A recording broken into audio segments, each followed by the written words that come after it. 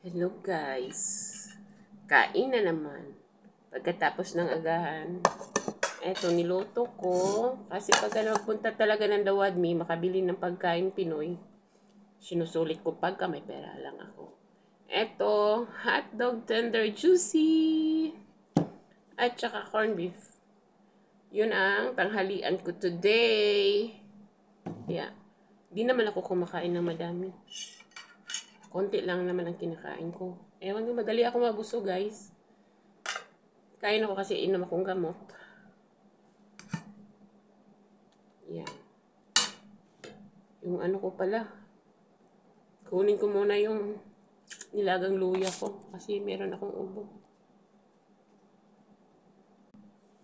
Dito sa Saudi, guys. Pagka mag-change climate, yan lahat ng tao dito magkakasakit. Tapos walang gamot. Kaya yung gamot ko sa ubo ko, nilagang luya, tsaka nilagang bawang.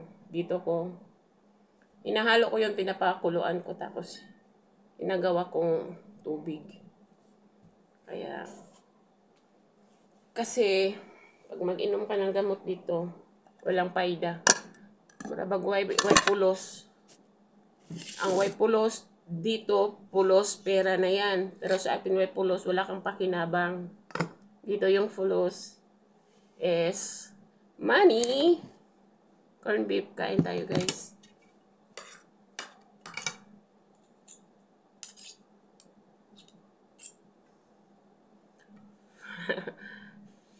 Kain lang lagi yung nasa video ko, no?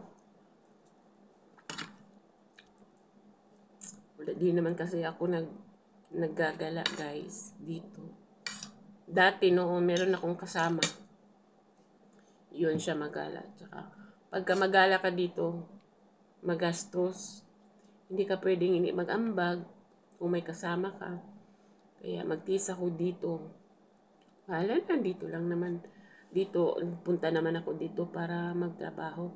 Okay lang naman sa akin, hindi ako makagala, guys. Tsaka sayang yung pera. Sayang yung igagala mo. Tsaka parehas lang din naman ang busog. Tsaka pag uwi mo, pagod, di ba? Kaya, mas pipiliin kong mag-stay ng bahay. Kaya din kasi pagka magala, hindi ka mag-ambag, di ba? Kaya, I choose to stay. Yun. Be happy. Ganun lang, di ba?